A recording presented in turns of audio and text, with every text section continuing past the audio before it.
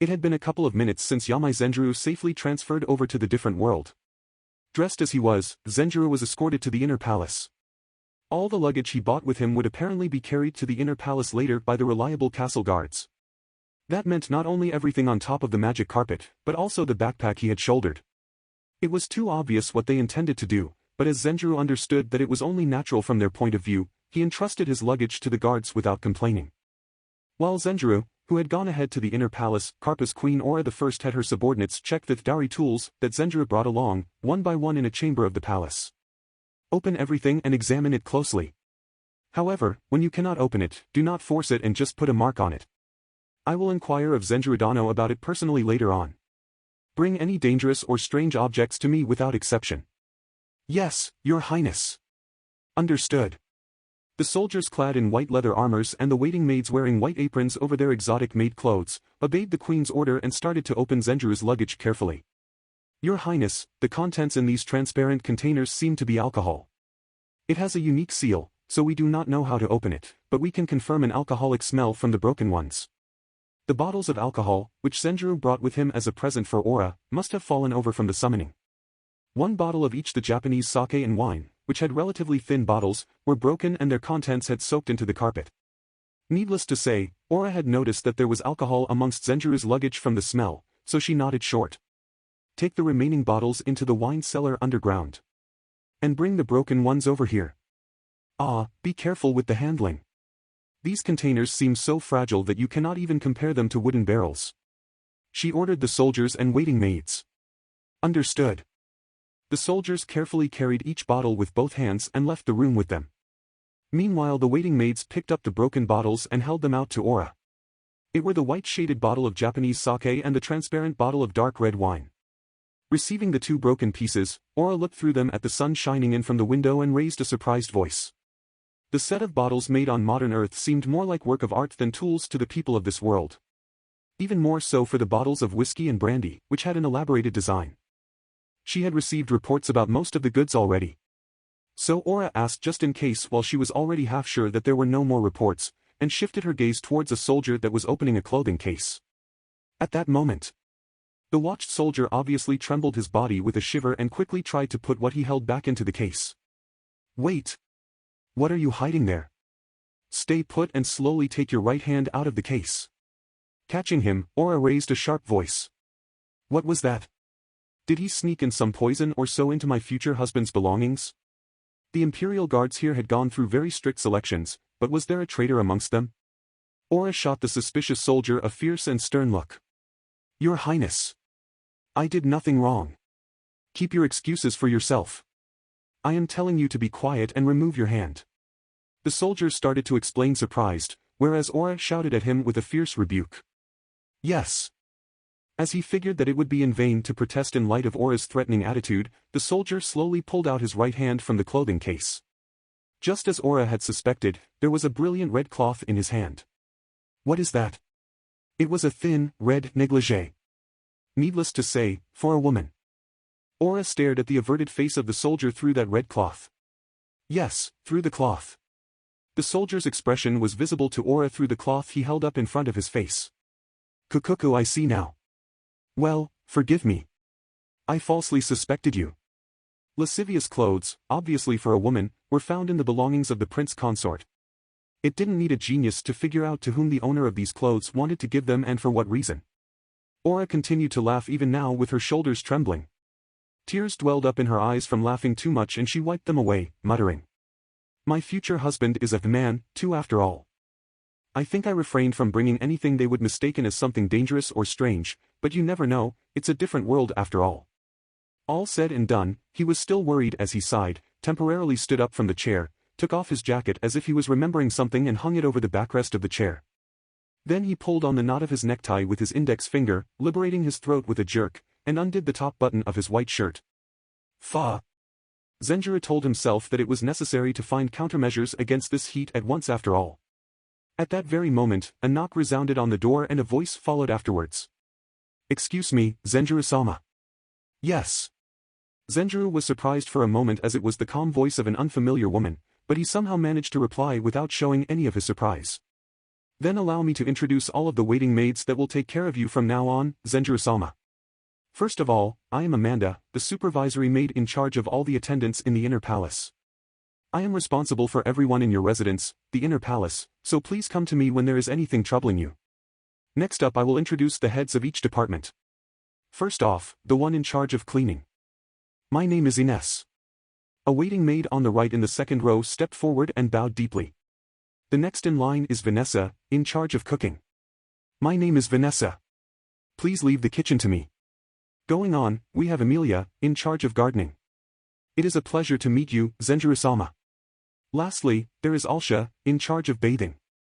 My name is Alsha. Please feel free to call out to me whenever you are taking a bath, Zenjiro-sama. These four are the important responsible parties in the inner palace. At your service.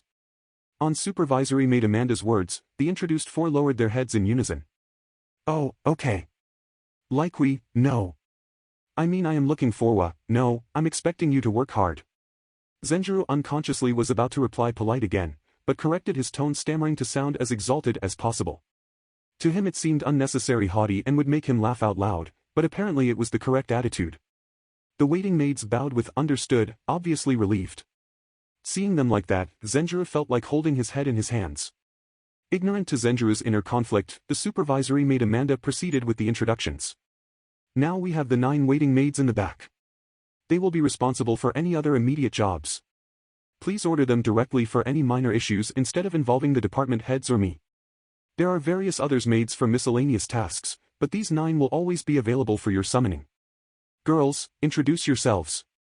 Upon her urging, the 9 waiting maids in the third row started to introduce themselves one after another. My name is Karina. Please order me anything, Zenjiro-sama. I am Keisha. Crystal is my name. I am Kate. At this point, Zenjiro's only average memory power reached its limit. The supervisory maid plus the 4 department heads. For a total of 5 people, he somehow kept up his willpower to remember their names and faces, but had he known that there would be 9 more, he would have raised the white flag from the start. My name is Dolores. I will do my best to serve you wholeheartedly, Zenjiro-sama. Zenjiro, not knowing anything about that, had no time to admire these beautiful maids as he was mostly preoccupied with the nervousness of having arrived in the different world not long ago. Okay. I expect all of you to work hard. All that was on his mind was to get this over with safely. While Zenjiro, who had gone ahead to the inner palace, was hard-pressed from the unfamiliar interaction with the waiting maids, Karpa's Queen Aura the First had her subordinates check the dowry tools that Zenjiro brought along, one by one in a chamber of the palace. In one chamber of the inner palace, to where all of his belongings were carried, Zenjiro sat on a black leather couch, a paradigm for luxury, across from Aura. So all my things are allowed into the inner palace? Aura had told him the result of the check, so Zenjiro showed an obvious relief on his face while he confirmed it. Yes. There are a few objects that need verification about their utilization, but everything should be here by tomorrow. Except, I took the liberty to store the alcohol in the wine cellar already. Aura looked at the Zenjiro's face and saw him sighing. She asked, is something the matter, Zenjiro-dano? If there is anything else you wish I will do, I can make that wish come true. Zenjiro replied for help in learning about the common sense of this world. The reason Yamai Zenjirou was summoned to this world was to marry Queen Aura. For that sake, he safely transferred over to the other world and spent a night in the ridiculous huge bed in the unfamiliar inner palace. What welcomed him on the next morning was his inescapable fate of endless days with preparations for the marriage ceremony. The ceremony was scheduled to begin in 15 days and last for 5 days, all night long. For a royal wedding, the period for both the planning and the ceremony itself were abnormally short. The preparations had probably already started 1 month ago, when Zenjiro had accepted Aura's proposal, but still, that month and 15 days only made a total of 44 days. It was an exceptional short period to prepare for the marriage ceremony of the ruling queen. In a kingdom as big as the Karpa kingdom, the preparation period alone would usually be at least 1 year when it concerned the marriage of a direct descendant of the royal family. Royalty and nobility from home and abroad would get notified with enough time to spare and a schedule would be written out so that as much important people as possible could attend, putting up the most luxury ceremony to show off the country's prestige. A royal wedding was more than a simple celebration. It was a suitable occasion to gather influential people from near and far, doing diplomacy behind the scenes. However, with only 1.5 months to prepare, the best they could do was to gather the influential nobility from the own country, but the royalty and nobility from other countries probably wouldn't find the time to attend. It was expected that most of them would send representatives with far lower status at best. In other words, this marriage ceremony wouldn't give a chance for secret deals. To be honest, a wasted opportunity. The reason Aura tried to push through the marriage in such a short time despite knowing this, was that she feared someone would intervene if they took their sweet time. After all, it was the first marriage ever of a queen from the Karpa kingdom. As there were no precedent, they could come up with as much faults as they wanted. It was an undeniable fact that the queen's marriage would complicate the hierarchy, and even worse, Zenjirou had inherited the royal blood strong enough so that he could pass on the space-time magic onto the next generation even if he made a child with someone other than Aura. If Aura's judgment was correct, Zenjirou had the potential to use the basic space-time magic if he learned magic by the book, so his lineage was quite close to a direct descendant. If news about Zenjirou's blood spread to the influential nobles in the country, one or two would surely come up with the audacious scheme of keeping Aura as an unpaired ruler for a while longer and putting the child between Zenjirou and their daughter next on the throne. Aura didn't consider her political skills as so weak that she would get outmaneuvered by such strenuous politics, but preventing any trouble from occurring to begin with was the best choice. These speculations lead to the conclusion that their marriage ceremony had an abnormally short preparation period for a royal wedding and was inevitably small-scale. This is small-scale, huh? Looking at the decoration and venue, Zenjirou can't stop it from comparing the celebration with Hollywood weddings. Still, found that his marriage celebration was on much higher scale. Before he knew it, he faced the very day of his marriage ceremony. Not good. If I look around, I'll just turn crazy from nervousness. Zenjirou felt the gazes of all the dressed-up nobles in the hall on him and deliberately kept his gaze only on the path in front of him. He felt rather grateful to the bright sunlight. Thanks to it, he couldn't see the nobles well. Under the strong sunlight of the south continent, Aura and Zenjirou approached the altar step by step with linked arms. Aura was dressed in a bridal gown and Zenjirou wore a black formal dress with a sash and a decorative bronze sword at his waist. A keen observer would notice that the bridal pair paid careful attention that none of them would take the lead and advanced in perfect synchronization. If Aura were to take the lead, it would give the bad impression that she was a woman holding the reins, and if Zenjirou were to take the lead, it would create the image that he was a man taking control of the queen. Royalty even had to mind to the way they walk. However, if you didn't pay so much attention, Aura only looked like a happy woman in a beautiful bridal gown right now. As the bride, Aura wore a sleeveless, white dress. Her skirt wasn't long enough to draggle a train, even if it had a flared cuff, and had freshly picked white flowers sewn onto it instead of lace. Some details were different, but it would pass as a wedding dress from Earth. The attending nobles from all over didn't focus their attention onto the acquainted Queen Aura, but onto her future husband, whom they were seeing for the first time. Oh ho, that's him.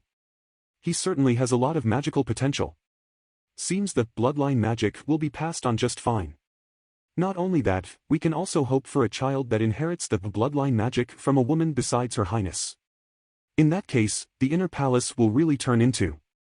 No, it is still too early to say that. The problem is his character. I heard that in the half of a month he has been here, he shut himself in the inner palace and rarely showed himself. You mean, he is an utilitarian husband for Aura-sama? Who knows? If we at least knew his preferences, we would have a lead to make his acquaintance. This is but a rumor, but the groom seems to like a red, seen through. Zenjirou concentrated his mind solely on the body warmth from Aura on his left arm as to ignore the stares from those around him, and move forward with stiff steps. The further he got, the closer the distance to the nobles got. Like it or not, his nervousness increased from the curious gaze at point-blank range. Shit, I'm so nervous, I don't feel my feet anymore. He couldn't even tell if he was walking on a carpet or marble floor. Never would have imagined that just walking straight ahead was such a difficult task. Damn, I'll trip. I'm royally tripping. Zenjirou screwed up his face and broke out in a cold sweat, but the crisis was averted by his wife-to-be next to him. Oh? Aura noticed that he had lost his balance and pretended to hold onto his left arm with her right hand, but actually she was supporting his arm from below and kept him in balance so that he wouldn't trip. Close call. Aura was the current queen, who had been exposed to public attention as a direct descendant from royalty by birth. Whereas Zenjirou on the other hand was a mere salary man with an all-too-common life up till now. It was natural that Aura was used to such situations and he not, but it certainly felt a bit pathetic to have his bride help him with walking straight ahead. Still, it apparently succeeded in engrossing his thoughts. Zenjirou temporarily forgot about the gaze around him as he was preoccupied in thoughts, and in some way or other, he regained the minimum balance necessary to keep walking. At the altar, the priest's kind words continued forever. These kind of blessing speeches didn't seem to differ much in the different world. Zenjirou tried listening to the blessing, since he thought it actually might have an effect, considering that this world knew of magic, but that wasn't the case. Due to his nervousness, he couldn't follow the priest's words well, but the marriage ceremony progressed smoothly even without that. Night of the same day. Finally over. Fufu, you certainly look exhausted. Well, same goes for me too. Zenjirou and Aura were sitting on couches confronting each other with a table in between in one room of the inner palace and comforted each other's fatigue. Anyway, after somehow finishing their bath safely, Zenjirou and Aura leaned back into the couches in casual clothes, freed from the formal attire they had worn for half a day. Aura was dressed in a red night dress with a deep slit up till her waist, whereas Zenjirou wore a white-blue striped pajama from his world. It were extremely affable outfits, but they had already entered into the bond of marriage.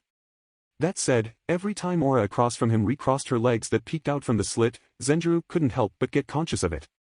Tonight, he would finally embrace this glamorous, voluptuous and beautiful woman in front of him in his arms. It's quite hot. Do you want to drink anything, Aura-san? He said so to hide his nervousness and stood up. Yeah, I will take a glass, since you already offered it. Zenjirou headed over to the refrigerator in the corner of the room that emitted a quiet thrum. During the period of time from his transfer to this world up till now, the micro-hydropower generator was set up safely in the courtyard of the inner palace. He took out a bottle of wine from the refrigerator, then fetched 2 vitreous glasses from the sideboard next to it and went back to the couch, where his new wife waited. Oh God, it's nothing to be proud of, but I haven't had a girlfriend since my 2nd year in university. I've not the slightest clue how to create a good mood. More precisely, his experience with women was limited to a single woman that he dated for 1 year, from his 2nd year in university to his 3rd year. Thanks to that, his age no longer equaled his time without a girlfriend and he lost his virginity, but it was an undeniable fact that he had insufficient experience with women. Here. After pouring the white wine into the glasses, Zenjirou placed one in front of Aura. Then he was about to go back to the other couch while holding the other glass, but Aura called out to him. Zenjirou-dano, if you do not mind, would you sit down here instead? Saying so, Aura tapped beside her on the couch she was sitting on. The surprised Zenjirou answered flustered with the glass of white wine still in his hand.